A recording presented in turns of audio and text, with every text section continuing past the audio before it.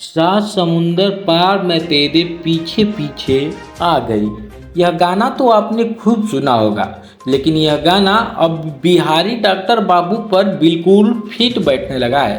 क्योंकि जब जापान से लेकर रसिया, अमेरिका से लेकर ऑस्ट्रेलिया लड़कियों को पसंद आ रहा है वो दिल जो हो मेड इन बिहार, जिसकी दीवानी होकर सात समुंदर पार कर विदेशी लड़कियां आ रही हैं Bihar. Japan, America, Australia, France, Paris के बाद अब बिहार में आई है रसियन भाभी, जिसको देख के जिले में सबका दिल गदगद हो गया है। अब जरा इनसे मिलिए। यह हैं बिहार के अनुभव श्रीवास्तव, जो 2017 में रसिया गए थे मेडिकल की पढ़ाई करने, डॉक्टर बने।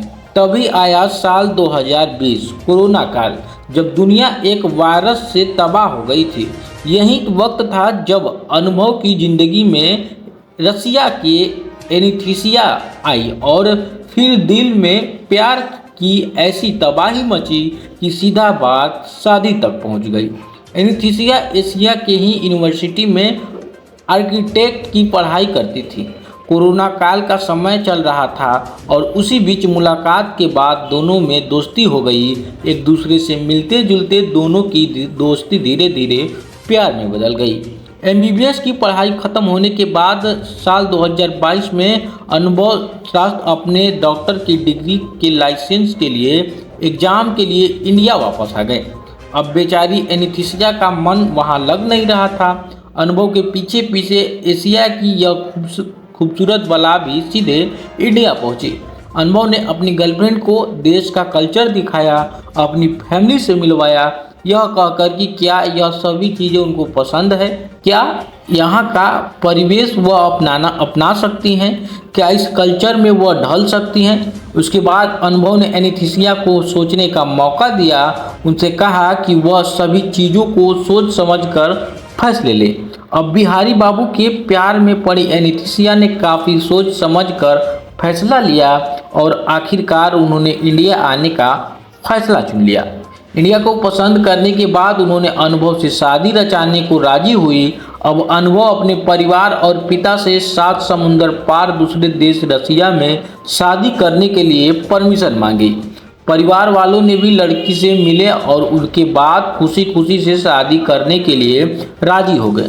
जिसके बाद रसिया से एनीस्थीसिया के साथ पूरे परिवार बिहार पहुंचा और बिहार के कटिहार में दुर्गा मंदिर में अग्नि को साक्षी मानकर पूरे सनातनी धर्म के वैदिक के उच्चारण के साथ परिवार वालों की मौजूदगी में 7 फेरे लिए गए।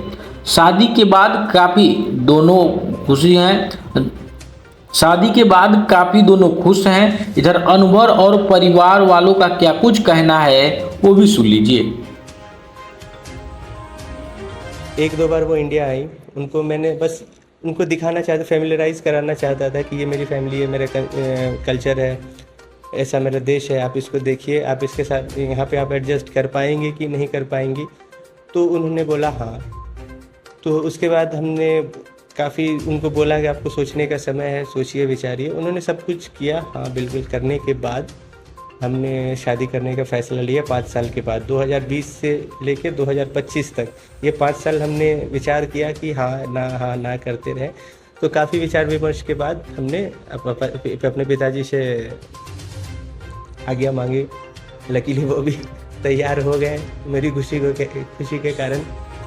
तो आज बात हम बीती रात हमारी शादी हुई। सीखने की चाह है उनमें, वो सीखती हैं कि हम कैसे बैठते हैं, कैसे बातें करते हैं, इंडियन कल्चर में कैसे खाना, हर चीज़, क्योंकि उनका खाना पीना और पहनना ओढ़ना हर चीज़ है। लेकिन आप उनसे मिलेंगे, उनसे देखेंगे तो आप देखेंगे कि उन्होंने कितने अच्छे से हमारे कल्चर को अडॉप्ट किया है। और वो कुकिंग भी सीखती हैं, हमारे साथ खाना बनाती हैं, मेरे से पूछती हैं कि अब क्या पहनना है, कैसे लोगों से मिलना है, कैसे बातें करनी है, अपने से बड़ों का सबको अच्छे से ट्रीट करना, रिस्पेक्ट देना, पापा को, आंटी को या मम्मी को या सिस्टर हैं, या आने वाले गेस्ट भी जो आ रहे हैं जा रहे हैं, फैमिली आस पड़ोस लोग भी बहुत अच्छे से उन्होंने। और मैं बहुत खुश हूँ भाई, मेरे गांव की सबसे खूबसूरत भाभी आई है मेरे घर।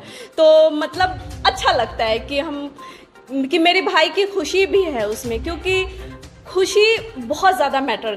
तो अब स्वास्थ्य परिवार में आई खूबसूरत रशियन बहू की चर्चा पूरे जिले में हो रही है। आसपास के लोग एनीस्थीसिया से मिलने पहुंच रहे हैं। इलाके में यह शादी खूब सुर्खियां बटोर रही है। इसे रसिया बहू पर आप क्या कहेंगे, कमेंट बॉक्स में ज़रूर बताइएगा।